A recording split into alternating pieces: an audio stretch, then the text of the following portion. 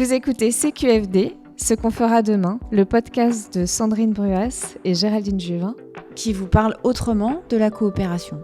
Bonjour à tous et bienvenue dans le deuxième épisode de CQFD, ce qu'on fera demain.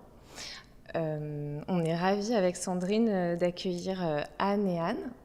On en a parlé à la fin du premier épisode et on a annoncé le fait qu'on vous inviterait pour expliquer aux gens ce qu'on va vraiment faire toutes les quatre, puisque vous nous avez rejoints dans la construction de ce parcours et vous le co-animerez avec nous. Comment ça va les filles ? Très contente d'être là. Pareil, tout pareil. Ça va très très bien. Vivement qu'on puisse échanger ensemble pour à la fois incarner ce qu'on va faire et puis à la fois présenter ce qu'on va faire. Alors peut-être, avant de commencer, nous on a pris le temps du premier épisode vraiment pour se présenter, expliquer ce qu'on voulait faire, c'était quoi l'intention. Pour commencer aujourd'hui, si vous pouvez nous dire qui vous êtes, avant qu'on rentre dans le vif du sujet.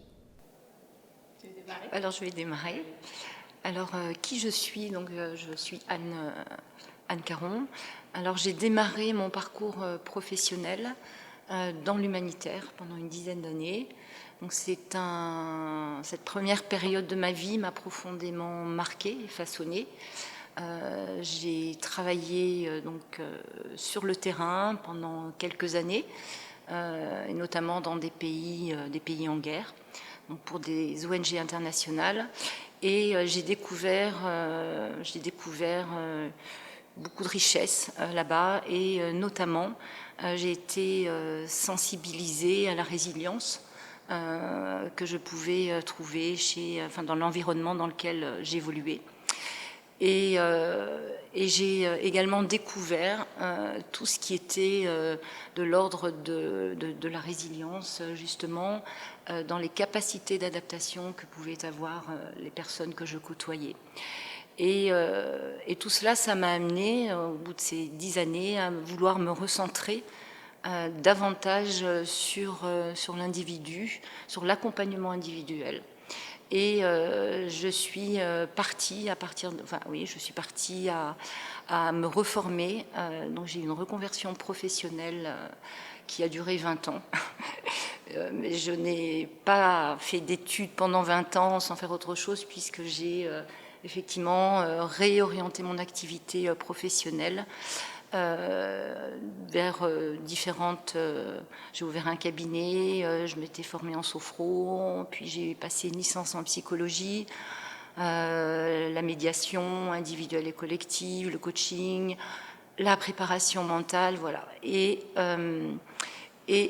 au fil de ces 20 années de parcours, de formation continue, eh bien, j'ai créé ma propre practice professionnelle, dans le sens où j'ai toujours beaucoup de mal d'ailleurs à pouvoir me dire, quand on me demande quel est mon métier, je suis préparatrice mentale, je suis coach, mais finalement aucun de ces termes ne me convient véritablement. Parce que en fait, comme je le disais, j'ai des outils, mais c'est avant tout la personne que je suis qui va me permettre de pouvoir accompagner les personnes, voilà, notamment. Alors, la particularité de mon profil, c'est que il y a une vingtaine d'années, j'ai eu l'opportunité de travailler dans un centre de médecine du sport. Moi, je suis issue moi-même du milieu sportif. Et j'ai commencé à accompagner sur l'optimisation de la performance mentale des sportifs de haut niveau. J'ai évolué vraiment dans cet environnement très challengeant et naturellement, ensuite, j'ai été demandée dans le monde de l'entreprise, sachant que finalement tous les outils que je pouvais utiliser, enfin pas que les outils, les stratégies, eh bien s'adapter, était tout à fait compatible avec le monde de l'entreprise. Voilà un petit peu mon parcours, et d'où ma rencontre aujourd'hui avec vous. Merci beaucoup. Hein. Alors, je prends la suite. Moi, je ne vais pas être très originale sur le prénom, hein. Anne aussi. En revanche, au niveau du parcours, c'est très différent. Et c'est aussi ce qui va expliquer notre complémentarité au niveau de l'équipe. Donc moi, je suis ingénieure HSE de formation. Et j'ai commencé ma carrière professionnelle dans le monde de l'automobile. Donc j'ai été biberonnée au Lean dès le début. Et je l'ai plutôt bien vécu. Ce qui m'a donné envie, à mon tour, de passer dans le monde du conseil.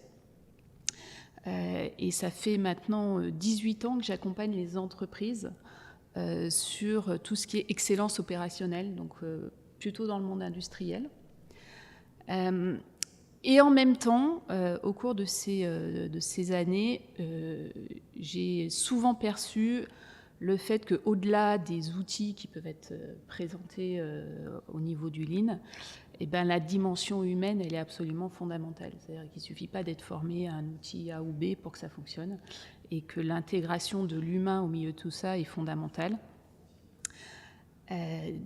J'ai donc fait une formation de coach en 2019, ce qui m'a permis d'orienter mon approche beaucoup plus sous cet angle humain, et de mobiliser mes différentes casquettes en fonction des besoins que nécessitait l'accompagnement. Donc voilà, aujourd'hui, je suis coach, consultante, formatrice. Voilà, ça dépend de ce dont a besoin le client, en fait. Pour enchaîner et pour nous aider à rentrer dans le concret, peut-être on peut parler de la complémentarité et de ce pourquoi nous, on est venu vous chercher. L'image qu'on partageait un peu plus tôt, c'est quand on parle de forme utile et de complémentarité, on utilise beaucoup l'image du puzzle avec Sandrine. Et pour moi, notre association dans ce projet, c'est ces 4 briques de identifier, comprendre, penser et transformer. Et je trouve qu'à nous 4, on représente bien ces différentes étapes et ces différentes dynamiques. Moi, je vous ai rencontrés toutes les deux à des moments différents de mon parcours.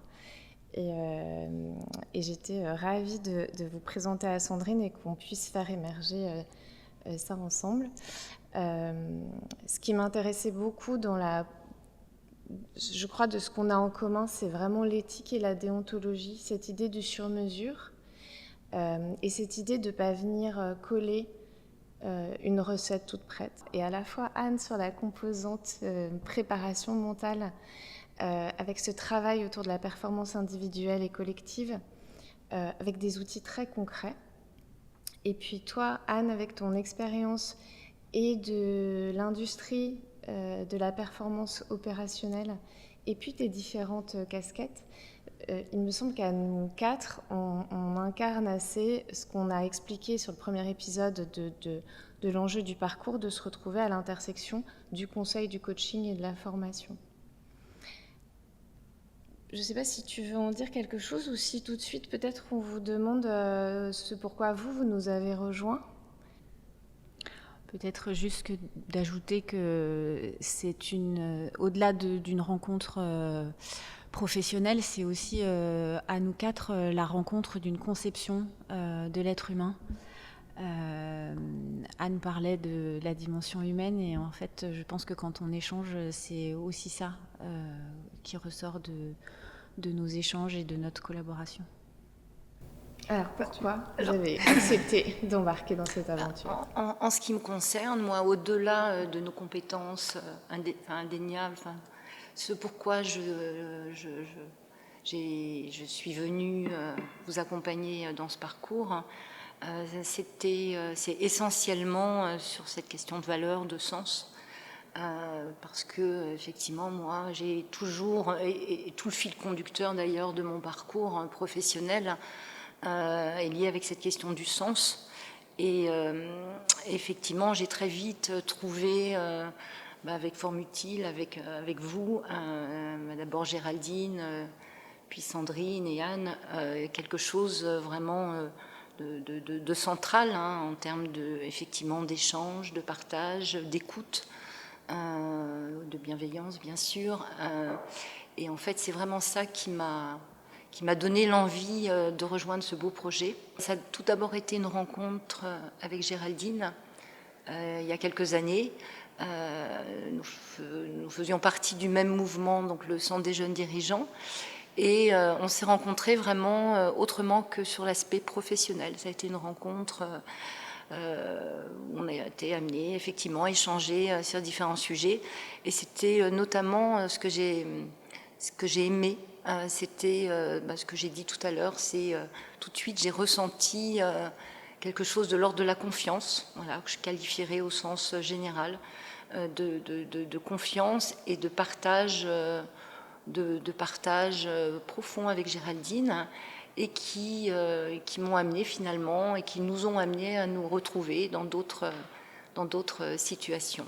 Et qu'est-ce que tu trouves, parce on l'a partagé un peu en préparant, et plusieurs fois tu m'as dit, moi je crois vraiment que ce parcours il a du sens et qui peut avoir un impact et qu'il est différent de ce qu'on peut faire ou rencontrer par ailleurs. Est-ce qu'on peut partager sur ce qu'a fait écho chez toi et là où tu t'es dit ça c'est vraiment un truc qui est différent? Oui, ce qui a fait écho chez moi, essentiellement, je pense, c'est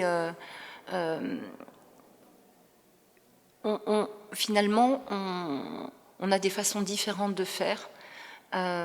Donc moi, je fonctionne d'une certaine façon. Alors on parlait de préparation mentale tout à l'heure, lorsque j'accompagne quelqu'un. Et finalement, dans ce que me partageait Géraldine avec moi, je retrouvais finalement des choses très intéressantes, mais d'autres façons de faire. Et c'est cette complémentarité, en fait, qui m'a vraiment tout de suite séduite. Et qui plus est, que je recherche finalement depuis des années. Parce qu'on a peut-être tous, ou pas d'ailleurs, l'envie de travailler dans ce sens-là, dans le partage, dans l'échange. Mais lorsqu'on rentre dans le concret, dans le vif du sujet, c'est pas toujours facile de pouvoir le faire autrement que par les mots. Et depuis plusieurs années avec Géraldine, donc on travaille, et puis maintenant avec Sandrine et Anne, et je note le même équilibre que celui que j'ai pu trouver initialement, et c'est vraiment ça qui me séduit, vraiment. Je trouve ça chouette comme partage parce que moi, ce que j'aime beaucoup, en tout cas, ce pourquoi on vient parler de coopération, parce que c'est vraiment ce qu'on veut faire et travailler dans ce parcours. Dans ce que tu racontes là, il y a aussi le fait que de sentir la confiance et le partage, ça ne suffit pas. Et dans ce qu'on a vécu toutes les deux, mais aussi avec Anne et toutes les quatre, c'est le fait de pouvoir poser qu'on n'aborde pas le sujet exactement de la même façon et d'arriver à parler, à élaborer, à tourner jusqu'à ce qu'on trouve le mouvement c'est pareil mais c'est pas pareil, et comment est-ce qu'on arrive à donner du sens à cet endroit-là et à en faire quelque chose. Et c'est aussi ça la vraie coopération, c'est-à-dire qu'on n'est pas une juxtaposition de talents. Il y a vraiment quelque chose d'avoir un but commun qui donne du sens à la fois au parcours, mais qui donne du sens aussi à notre rencontre professionnelle. Et donc du coup, avoir la même intention, adhérer à une conception de l'humain, être en confiance, parce que moi j'entends dans ce que tu proposes, Anne, que ça parle aussi de sécurité, en fait. C'est la sécurité qu'on avait déjà décrite, nous, dans le premier épisode qu'on avait trouvé ensemble, et qu'on arrive à proposer et à trouver et à renforcer avec d'autres. Ça, c'est plutôt très intéressant et c'est plutôt de bon augure pour nos futurs candidats, du coup. Et du coup, oui, comme le disait Goethe, le talent, en fait, il se développe dans la solitude, alors qu'en revanche, le caractère, il va davantage se forger dans dans la complémentarité, dans le tumulte du monde. Et en fait, à mon sens, c'est ça vraiment le fil conducteur je dirais, de notre collaboration. C'est de pouvoir effectivement partager, collaborer et de se dire que finalement on n'a pas une bonne réponse, mais on a énormément de choses à mettre en commun et que c'est une vraie rencontre. J'enchaîne. Et toi, pourquoi tu veux qu'on se remémore notre rencontre? Est-ce que tu veux qu'on Donc aille si loin? Ouais, c'était un peu loin, mais pas tant que ça. Effectivement, lors de notre formation de coach qu'on a fait ensemble, je me souviens encore de la première journée. Je dis, mais c'est qui cette personne, l'opposé de moi? Mais vraiment, qui prenait le temps de peser chaque mot avant de parler. Je crois que même avoir ressenti un petit agacement, mais pas sûr. Si, c'est possible. C'est possible. Chez toi, en tout cas. Et réciproquement peut-être aussi. En tout cas, le yin et le yang, quoi. C'est-à-dire deux approches très différentes, deux versions très différentes, et en même temps avec ce qu'on a découvert ensemble plus tard, effectivement, plein de choses qui nous unissaient, qui nous rapprochaient. Et en travaillant ensemble, c'est là où moi j'ai compris ce que le mot coopération voulait dire. En fait, ça a été et c'est toujours à chaque fois d'une richesse incroyable. Ça permet à chaque fois nos discussions de décentrer, de voir sous un autre angle les choses et de se dire ah oui, effectivement, je l'avais pas vu comme ça. Et c'est vrai que, ça sert à chaque fois et ça permet effectivement d'avancer à chaque fois.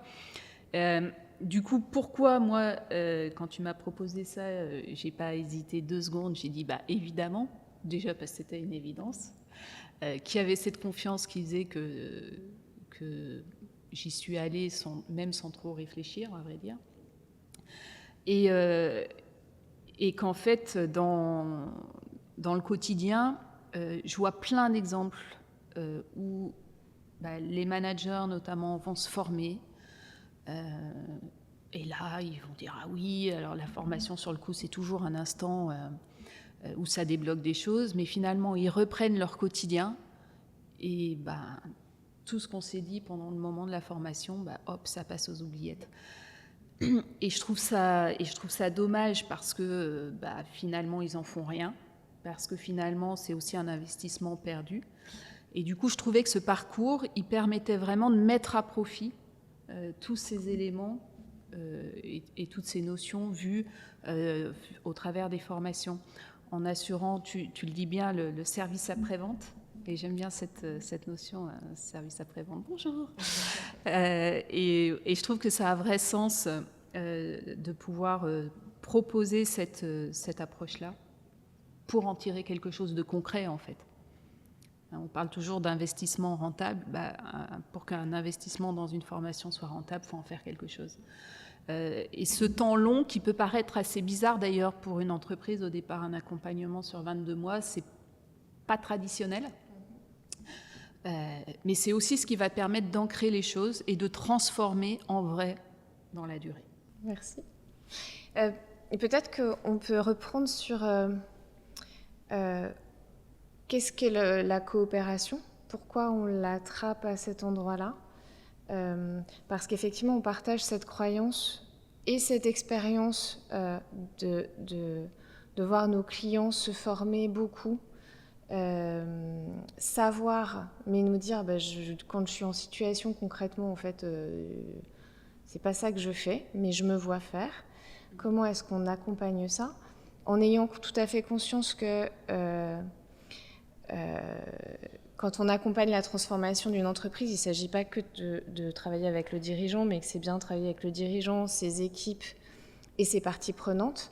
Et de dire que nous, il y a la pré-vente des formations, c'est ce qu'on s'était dit, pour pouvoir les transformer et ancrer. Puis il y a aussi l'avant-vente, c'est-à-dire comment je me prépare en tant que dirigeant pour commencer à travailler avec mes équipes, parce qu'on voit aussi en entreprise, quand on intervient ensemble, que le dirigeant, quand il engage directement avec ses équipes, il y a toujours un mouvement qui est n'est pas simple pour lui et qui est inconfortable. Et même si l'inconfort, ça permet de bouger, comment est-ce qu'on prépare ça pour que ça se fasse en sécurité ? Et on partage cette croyance que la coopération, c'est ce qui sous-tend tout ce qui va se passer ensuite. Peut-être que pour ceux qui nous écoutent, parce qu'on entend beaucoup parler de la coopération, si on se dit que c'est autre chose qu'un mot valise, je vous propose de prendre un petit temps pour repréciser et se dire c'est quoi l'enjeu de la coopération ? C'est quoi la coopération ? En quoi c'est un enjeu vraiment ? L'enjeu de la coopération, c'est le défi auquel sont confrontées toutes les entreprises, c'est-à-dire que on va prendre beaucoup de soin pour recruter des talents, pour mettre les bonnes personnes à la bonne place. Et une fois qu'on a fait ça, on va un petit peu oublier que si ces personnes ne fonctionnent pas ensemble, si chacun ne nage que dans sa ligne d'eau, on va peut-être pas tout à fait produire ce qu'on avait imaginé. On rencontre des dirigeants qui sont très déçus d'avoir beaucoup de talents, d'avoir des beaux outils. En tout cas, nous, on fait parfois ce constat-là, d'arriver dans des entreprises et de dire quel magnifique outil de travail.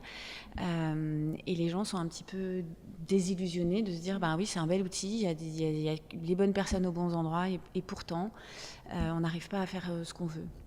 La coopération, c'est avoir le souci, et je crois que les entreprises de demain vont être poussées par l'évolution du rapport au travail, par cette question du sens du travail. Et non seulement il va falloir pouvoir donner la direction, le sens, le but commun, mais il va falloir aussi pouvoir créer les conditions pour que chacun trouve du sens à ce but qui est commun, qui n'est peut-être pas le sien, mais qui est en tout cas celui qui est commun. Et retrouver des espaces collectifs pour penser collectivement le travail qu'on doit faire ensemble. Ça demande aussi à tout le monde de se décentrer, recentrer. Et l'enjeu de la coopération, il me semble que c'est plutôt à cet endroit-là. Tu en parleras certainement mieux que moi, mais quand tu dis ça, ça me fait aussi beaucoup penser à une équipe de sport. C'est-à-dire qu'on peut avoir les super joueurs, s'ils ne savent pas jouer ensemble, il ne va rien se passer en vrai. Tu dois voir ça souvent aussi. Oui, tout à fait. Et ça m'est arrivé très souvent d'accompagner des équipes, mais avant d'accompagner les équipes, j'accompagne avant tout individuellement aussi les membres de l'équipe. Donc il y a une meilleure connaissance de soi. Mais comme tu le dis, on peut avoir beaucoup de talent, beaucoup de compétences, mais ça peut ne pas fonctionner dans une équipe et dans un groupe. Donc c'est ça tout l'enjeu en réalité, c'est pouvoir fonctionner ensemble. Et sortir aussi de cette logique de j'ai un outil, ça y est, j'ai ma baguette magique et ça va tout changer. En fait, ça ne change jamais rien. Et la baguette magique, on ne l'a toujours pas trouvée.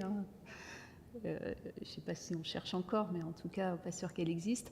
Et je pense que être en capacité de développer la coopération au sein de son collectif de travail, c'est vraiment une source de richesse incroyable pour l'entreprise. C'est se priver de ça, c'est se priver d'un pouvoir incroyable. Donc l'expérimenter au travers du parcours, pouvoir voir comment avec les autres dirigeants avec qui je fais ce parcours, ça va me permettre aussi de mettre en musique tout ça. Je trouve que c'est aussi intéressant. Ce que je trouve intéressant en tirant ce fil-là, et qui vient aussi illustrer pourquoi on parle de coopération, pardon. Quand on parle de coopération, on parle aussi de gouvernance partagée.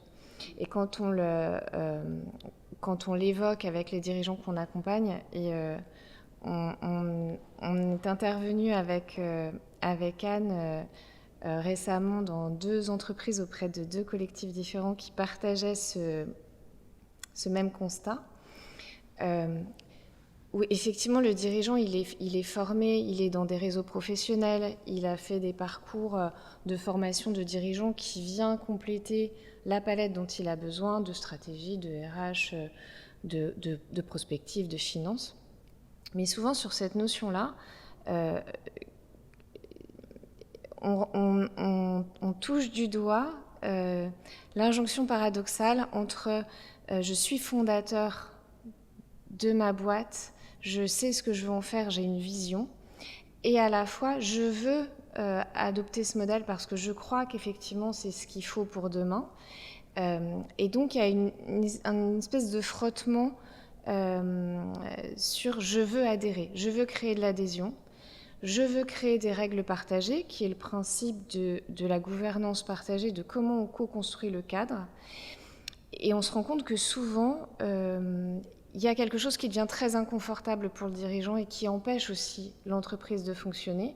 Parce que si je me suradapte pour adhérer au cadre et en me disant que je vais embarquer mes équipes, en fait, ça ne marche plus. Et c'est de pouvoir poser avec lui, avant qu'il engage cette étape-là avec son équipe, c'est OK de poser ma vision, de savoir ce qui va être négociable ou pas, et de pouvoir tranquillement réengager l'équipe autour de c'est quoi notre cadre partagé une fois que moi, j'ai posé mes non négociables.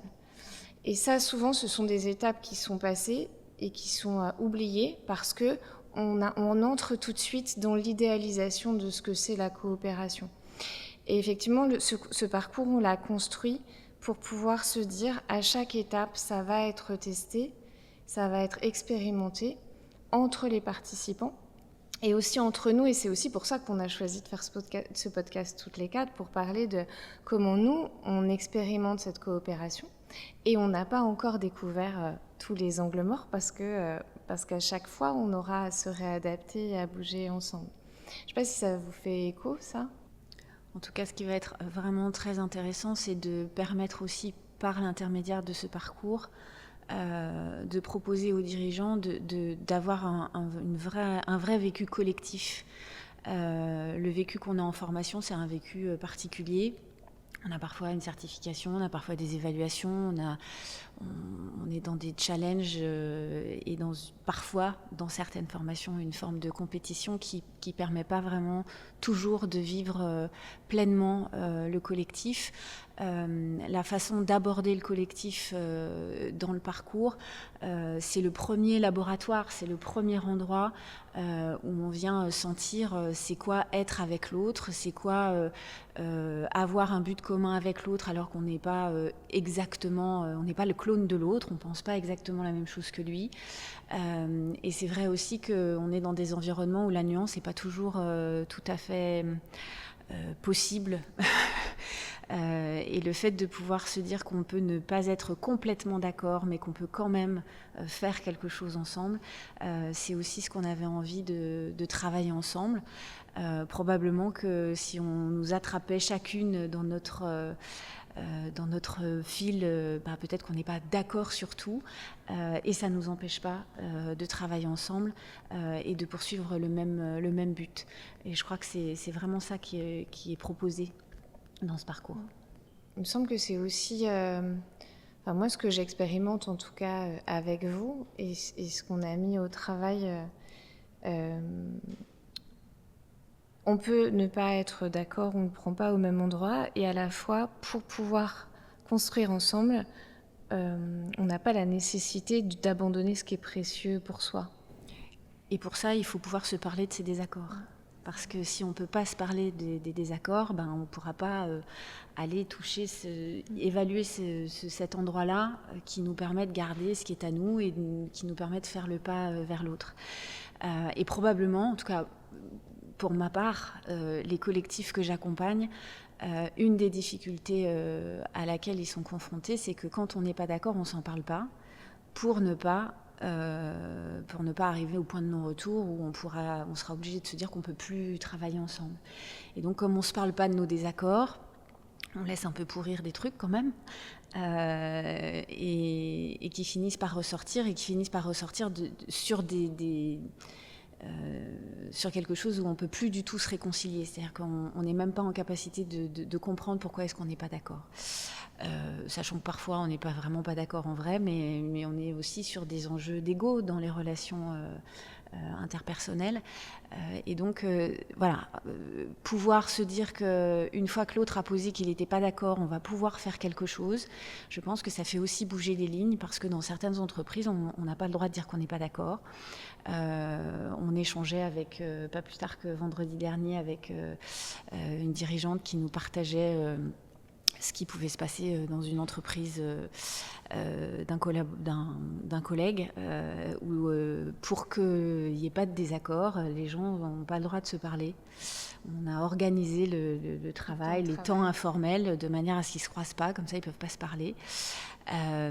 Et on a été très surprises parce qu'on pensait que ça n'existait pas. Enfin, on sait que ça existe encore, mais on avait envie de croire que ça n'existait plus.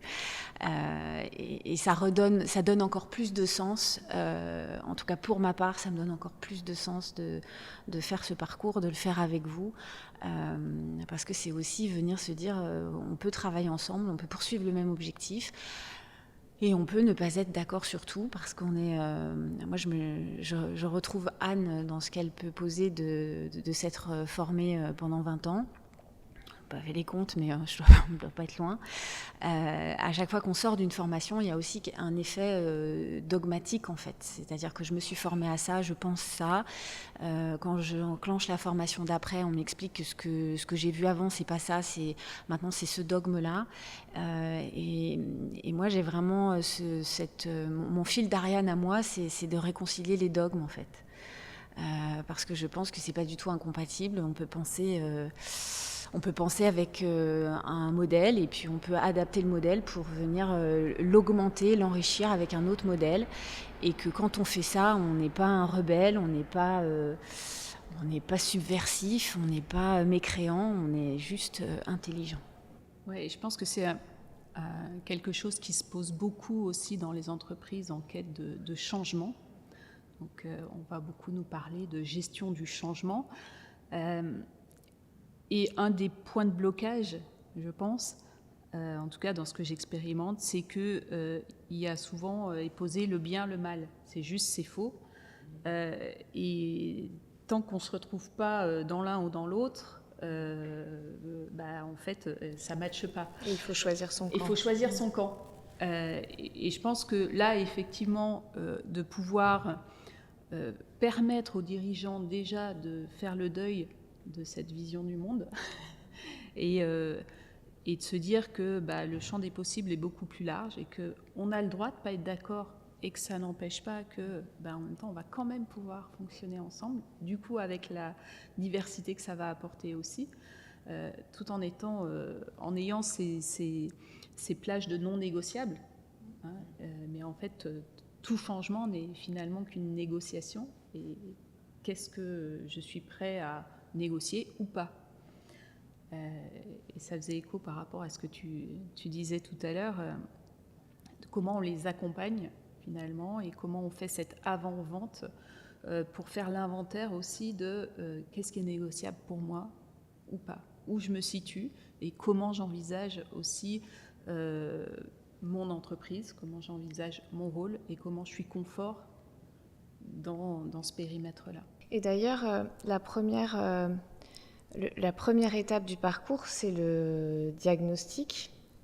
Donc on ne va pas forcément rentrer aujourd'hui dans le détail de ce parcours, mais je rebondis sur cette étape de diagnostic parce que effectivement, c'est plutôt un autodiagnostic, c'est-à-dire que ce qu'on met en œuvre, c'est un accompagnement à identifier d'où je pars, où je suis, avec la connaissance dont tu parlais tout à l'heure, Anne, ma connaissance de soi, mais aussi de mon écosystème, de mes parties prenantes et de mes enjeux, parce que d'un dirigeant à l'autre, on n'est pas du tout dans les mêmes réalités, et on ne peut pas juste appliquer... on parle de pas appliquer de recettes, mais là on va on va pas appliquer les dimensions sur lesquelles tu vas t'évaluer, et on vient accompagner. Déjà, la première étape, c'est d'identifier chacun, en s'aidant des autres, les dimensions qui ont du sens et les dimensions qui vont me permettre d'évaluer et de faire ce diagnostic pour moi. Et de rebondir sur ce que vous disiez, ça me fait penser à ça. On a souvent des dirigeants qui nous parlent et concrètement en fait, et concrètement les outils. Et pour le coup, de ce côté-là de la table, vous êtes très au fait et très près des outils concrets.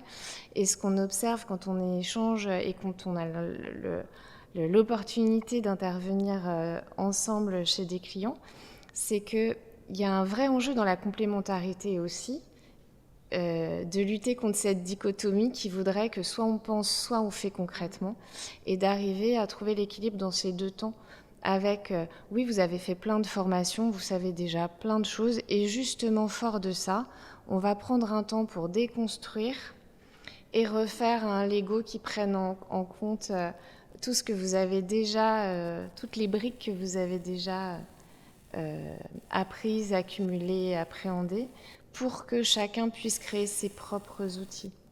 Difficile de dire mieux. J'allais dire, c'est bien ça, on la garde. En tout cas, il y a cette idée,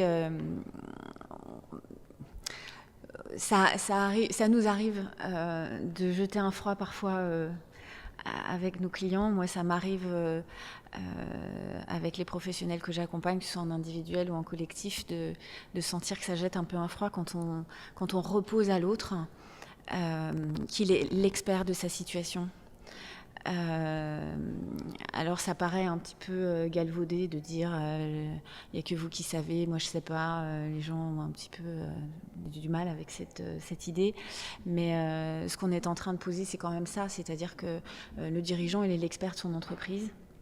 Il est l'expert de son collectif, et donc l'idée c'est pas de venir lui expliquer comment est-ce qu'il faut qu'il fasse, mais de l'accompagner pour qu'il puisse lui-même identifier et trouver sa façon de faire à lui, parce qu'on voit aussi, parce qu'on passe les uns derrière les autres finalement dans les entreprises, et on voit aussi les dommages collatéraux, c'est-à-dire que quand on est venu dire à quelqu'un en fait c'est comme ça qu'il faut que tu fasses, forcément il va le faire, mais il va le faire aussi avec sa manière, donc du coup ça va un petit peu tordre le cahier des charges de départ, et parfois un protocole qui aurait pu être intéressant va vraiment produire des effets très très délétères. Et donc l'idée c'est de venir sortir de la dualité c'est juste, c'est faux. C'est-à-dire que c'est pas que le protocole était pas bon, c'est juste il fallait prendre le temps de réfléchir pour l'adapter. Et c'est un peu cet espace de pensée qu'on a. On n'a pas le temps, on n'a jamais le temps, et donc parfois il est urgent de ne pas faire tout de suite et de réfléchir un petit peu.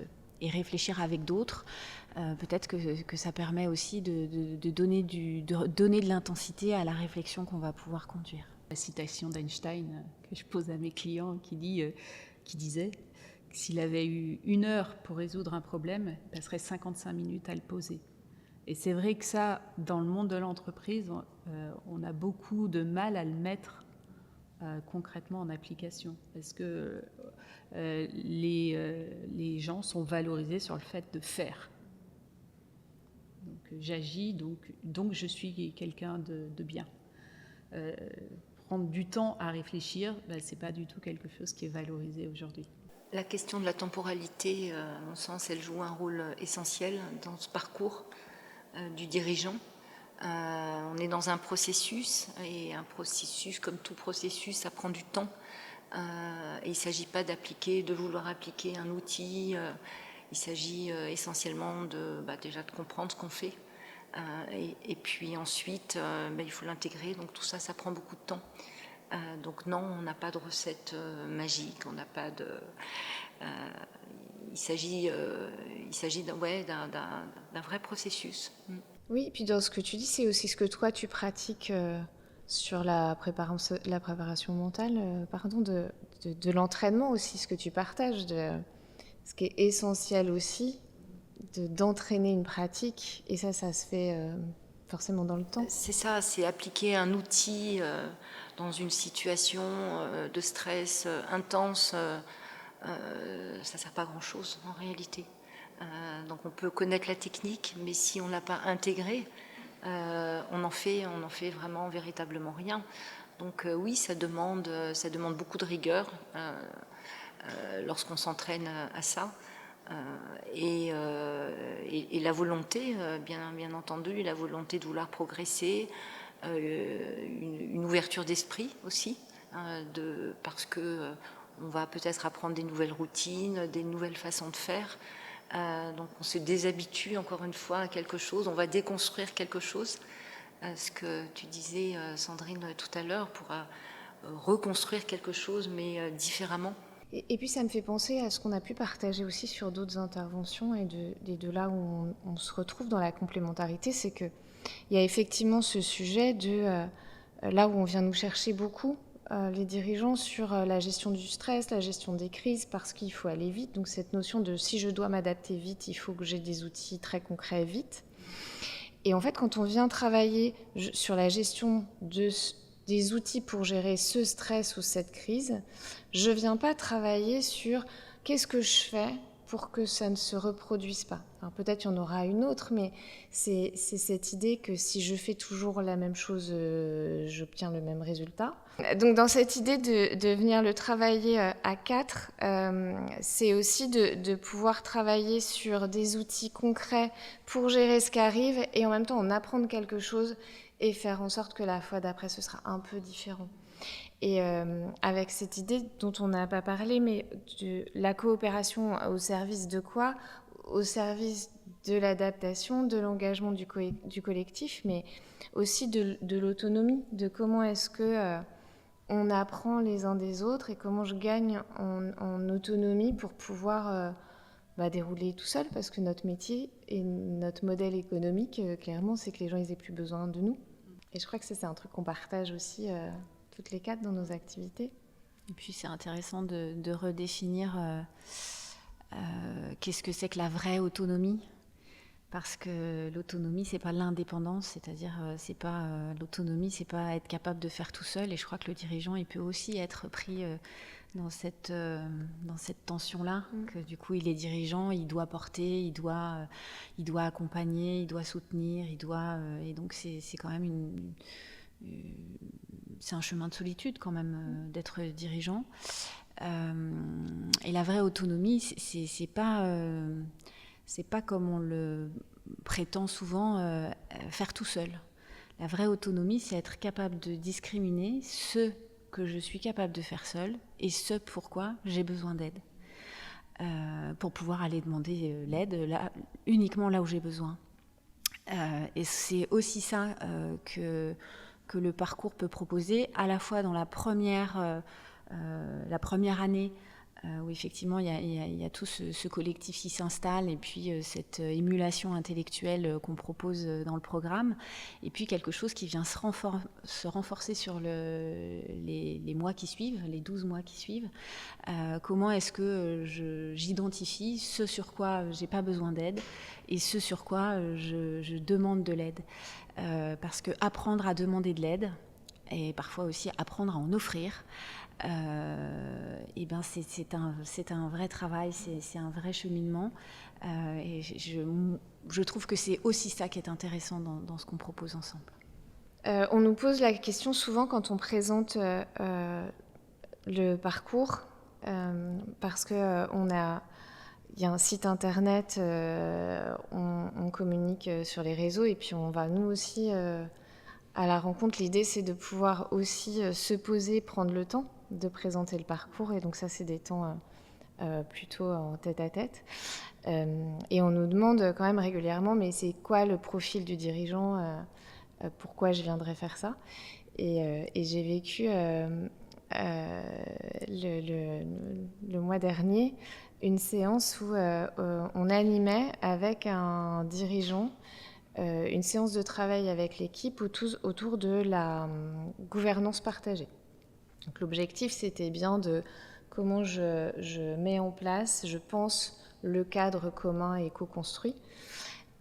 Et c'était assez intéressant, on a pu débriefer avec ce dirigeant après coup, parce que dans cette co-construction, et il avait tout à fait bien les concepts, il était allé chercher aux bons endroits, donc il savait vraiment ce que c'était, comment ça pouvait s'animer, quels étaient le type de cadre et de documents, de contrats partagés qu'on pouvait obtenir. Et pour autant, dans sa posture, parfois, en fonction de ce que les collaborateurs posaient, il disait « oui, non mais ça, on a déjà dit que c'était pas ça. Non mais ça, en fait, on va faire comme ça ». Et donc, Bien sûr que c'est légitime de pouvoir dire, ben moi j'ai ce périmètre, on a parlé des non négociables, donc à cet endroit-là, j'ai pas envie qu'on touche.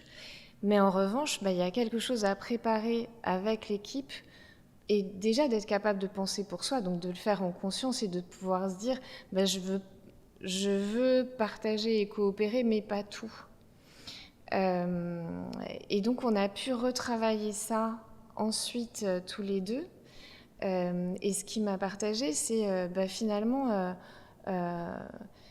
peut-être que j'ai loupé une étape. Et alors, je ne le rencontrais pas du tout dans le cadre de ce parcours parce que l'objectif de mon intervention dans cette entreprise est ailleurs, mais on a pu se dire, effectivement, ce cas-là, il n'est pas isolé. Et en fait, ça vient faire écho à qu'est-ce que moi j'ai besoin de préparer pour pouvoir vraiment faire avec mes équipes et incarner. Ce que tu évoques, moi, ça me fait penser à des situations que je rencontre très souvent, et encore la semaine dernière, où finalement le dirigeant se dit moi j'ai fait tout comme il fallait, tout comme c'est écrit dans le livre, donc le problème c'est les autres. Ok, et on en fait quoi de ça? Et je pense que justement là où, il n'y a pas que là, mais un des intérêts fondamentaux de ce parcours, c'est de permettre de regarder la situation sous un autre angle, de pouvoir aussi prendre sa part de co-responsabilité dans la situation, et d'être en capacité de se dire, ok, si on en est là, en quoi aussi moi j'en suis co-responsable, et qu'est-ce que je peux modifier dans ma manière d'amener les choses, dans ma manière d'interagir, dans ma manière de collaborer, pour que le résultat soit différent. Parce qu'une fois qu'on a dit ok, c'est la faute des autres, on fait quoi? Plus rien, on n'a plus de levier d'action. Donc ça va permettre aussi à ces personnes de reprendre du pouvoir sur la situation, et de reprendre, de identifier les leviers sur lesquels ils peuvent agir. Puis ça permet d'être acteur aussi, en partant du principe qu'effectivement on a peut-être une part de responsabilité dans ce qui est en train de se passer. On n'est plus à subir la situation, mais on devient davantage acteur de la situation. Et ça, c'est intéressant en fait. Et dans ce pas de côté, de considérer le système et de me voir moi agir dans le système, ça me permet de faire à nouveau circuler l'information en fait, et de voir bouger la dynamique d'équipe. Oui, puis dans une entreprise, ça va aussi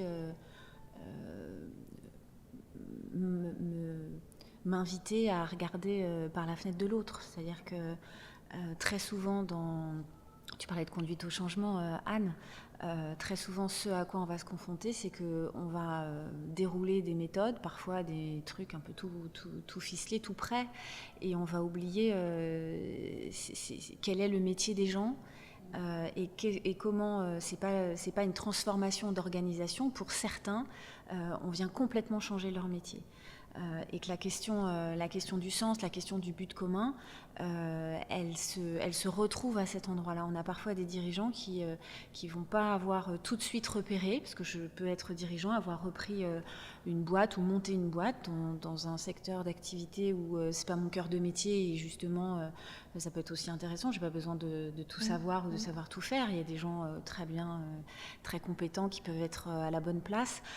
Par contre, ce qu'on entend, et là, il me semble que moi je l'entends plus du côté des équipes quand j'accompagne les collectifs. J'entends des gens qui sont très remontés, qui sont très démunis, qui sont tristes, qui parfois même on perd de la compétence dans les entreprises, des gens qui quittent, des gens qui se reconvertissent, qui changent de métier, parce ils ont le sentiment que dans ces nouvelles organisations, on abîme leur métier, on dévalorise leur métier. Et moi, c'est aussi ça que je trouve intéressant dans ce qu'on propose, c'est que permettre à un dirigeant de prendre la mesure. Je vais prendre l'image de la musique parce qu'il y a quelque chose du côté du chef d'orchestre, c'est-à-dire que c'est comme si un chef d'orchestre venait dire à tous ses violons, le violon c'est pas top, on va plutôt faire tout avec la trompette. En fait, on imagine bien que les violonistes diraient mais on ne peut pas rester dans cet orchestre dans lequel on peut jamais jouer, où on nous demande de jouer de la trompette avec un violon. En fait, on peut pas sortir le bon son, quoi. C'est un peu ça qui se passe dans certaines entreprises. Et je suis convaincue que les dirigeants qui mettent en œuvre ça ne se rendent pas compte une seconde qu'ils sont en train de faire ça. Et c'est vrai que quand on a commencé à travailler sur ce parcours, c'était au tout début de l'histoire de Formutile. En fait, c'est ce qui fait naître Formutile 2.0. C'est aussi le contact qu'on a avec les salariés au travers du bilan de compétences. Et régulièrement, on se dit, si les employeurs entendaient ce que posent leurs salariés, parce que quand on a l'oreille des deux côtés, on se rend compte qu'il y a deux mondes parfois qui ne se parlent pas. Qui ne se parlent pas et qui ne se comprennent pas. C'est-à-dire que moi, j'accompagne aussi beaucoup les opérationnels et en fait, ils ne comprennent pas ce qu'ils pensent, ce qui se passe. Alors, ce qu'ils pensent... le lapsus, c'est intéressant parce qu'on a toujours... le leitmotiv, c'est aussi qu'il faut donner du sens. Nos dirigeants veulent donner du sens. Oui, sauf que ton sens à toi, ce n'est pas le sens de l'opérateur. Et en fait, cette phrase, moi, j'essaye de la transformer à chaque fois et de proposer comment on peut faire en sorte que chacun prenne le sens. Parce que, de toute façon, à chaque fois qu'on intervient dans les entreprises, forcément, c'est qu'il y a aussi un besoin.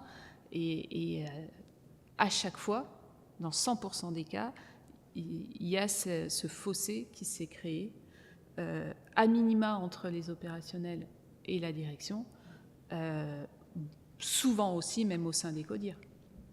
C'est-à-dire que finalement, on ne se parle pas, on ne fait pas part de nos divergences, et en fin de compte, les talents, je le mets entre guillemets parce que c'est toujours, ça dépend toujours sous quel angle on le regarde, mais les talents sont pas du tout mis à contribution. Et à la fois, je ne sais pas dans quelle mesure c'est pas aussi un dommage collatéral de la nécessité de l'action.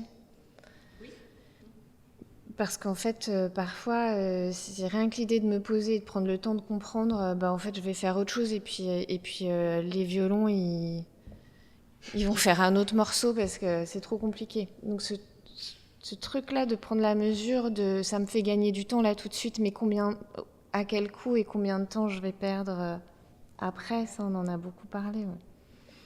Et puis, ça me fait aussi penser, on l'entend beaucoup, le sens, puis alors c'est écrit de partout. Et alors effectivement, nous on l'utilise aussi, mais c'est vrai que ce terme de donner du sens, ou prêter du sens en psychologie ou philosophie existentielle, c'est quelque chose qui fait bondir, parce qu'en fait le sens ça se construit et ça se prescrit pas. Et donc je pense qu'on n'a pas du tout la prétention de faire ça dans ce parcours avec nos dirigeants, mais peut-être de leur donner les clés de comment je peux construire et me mettre sur le chemin d'eux. En tout cas, autour de la question du sens, il y a le sens pour chacun. Il y a la question que le sens ne se donne pas, il se trouve.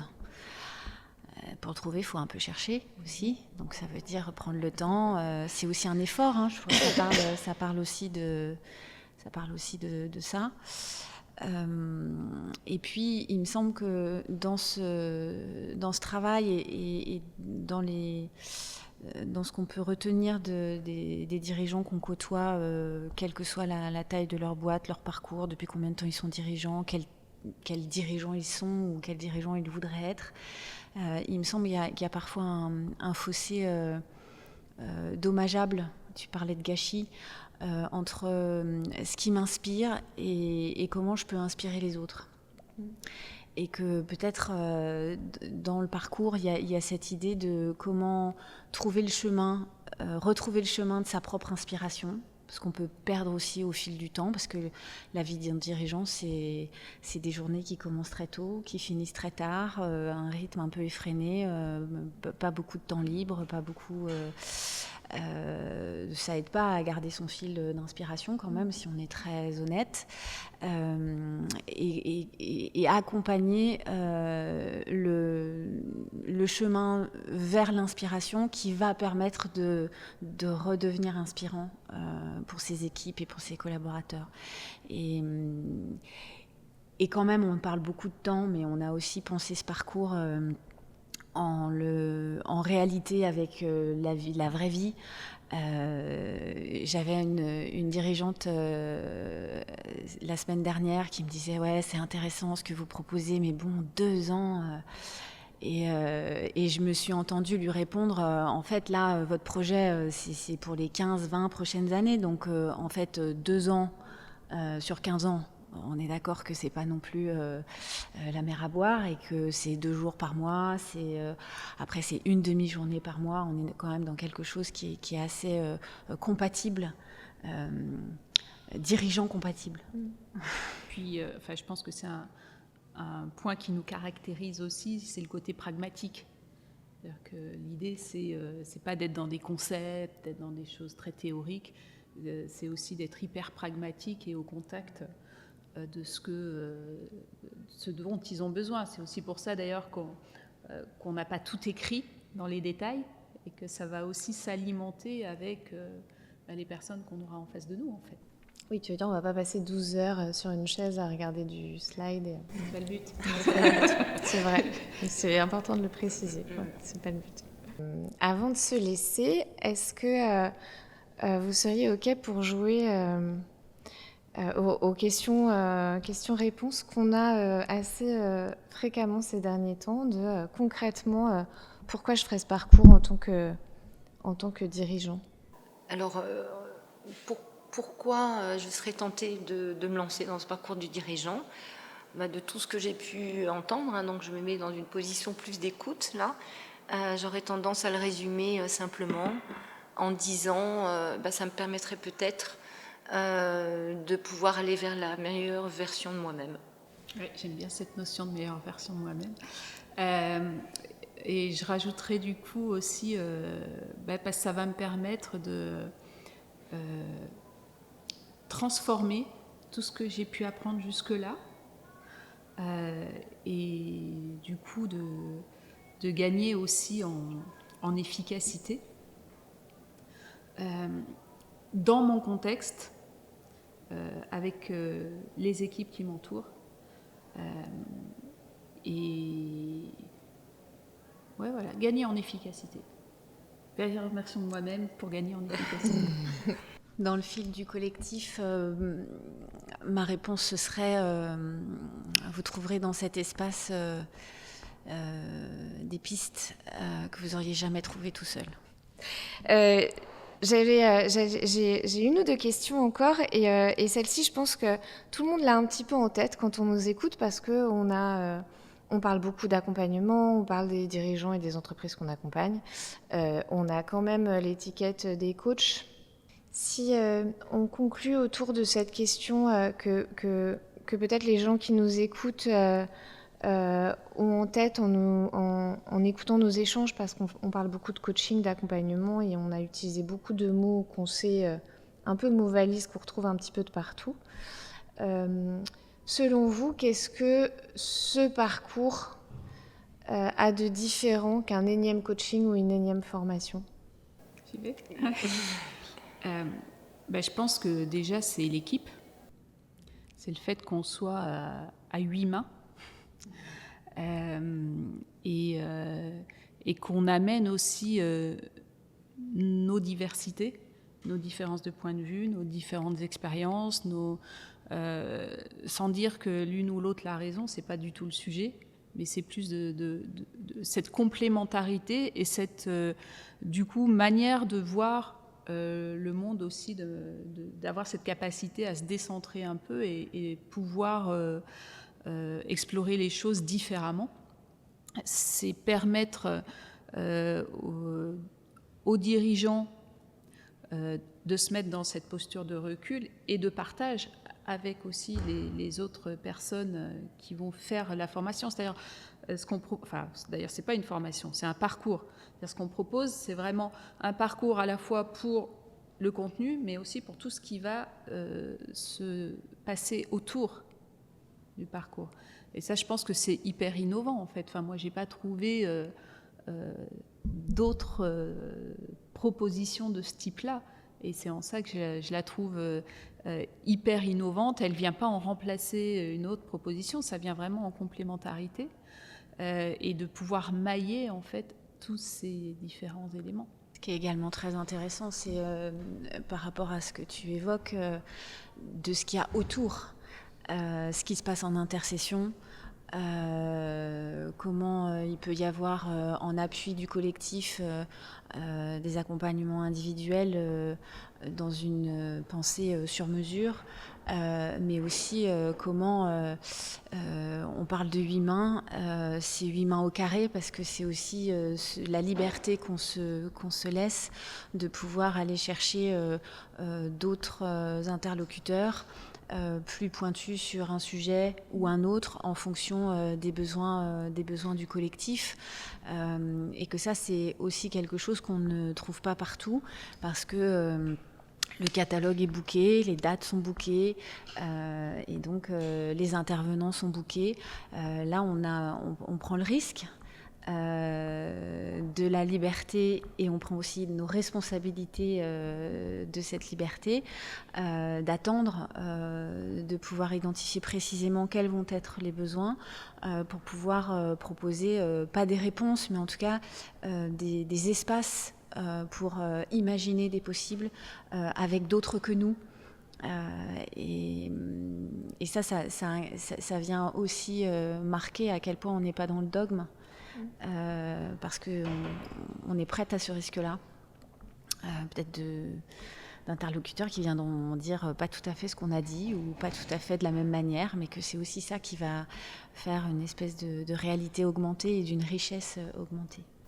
Oui, je pense que vous aviez un peu tout dit, donc je ne vais pas me répéter forcément, mais je dirais que finalement... c'est vraiment la relation, c'est l'humain qui est vraiment au cœur de cette collaboration. Notre collaboration et puis la collaboration à venir avec les dirigeants. Et c'est comme ça que je le résumerai en fait. Moi, je répondrais à cette question en parlant aussi, parce que forcément, on parle de nous et on a fait cet épisode pour se présenter, pour parler de ce qu'on voulait faire ensemble. Mais ce parcours,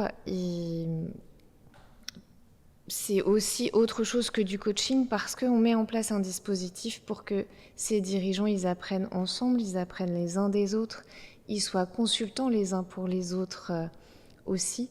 Et ça change complètement la dynamique parce que on va venir, et tu l'as dit tout à l'heure Anne, on va venir s'adapter et travailler par rapport à ce groupe qui est en train de se construire dans les inscriptions.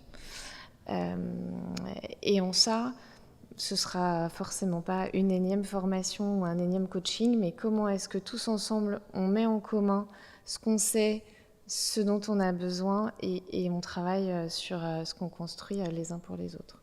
Merci beaucoup. Merci à toutes les deux d'avoir été avec nous aujourd'hui à l'hôtel Phoenix pour ce deuxième épisode de CQFD, du podcast qu'on lance. La prochaine fois, on se verra probablement toutes les quatre à nouveau, mais pour vraiment parler d'un thème qu'on aura mis au travail avec cette équipe de dirigeants, on l'espère. Merci beaucoup de nous avoir écoutés. Si vous voulez nous retrouver, le podcast est disponible sur toutes les plateformes. Vous pouvez visionner sur notre chaîne YouTube CQFD le parcours. Et si vous voulez en savoir plus sur Anne et Anne, Et sur le dispositif et plus de détails sur le parcours, c'est sur notre site internet cqfd-parcours.fr.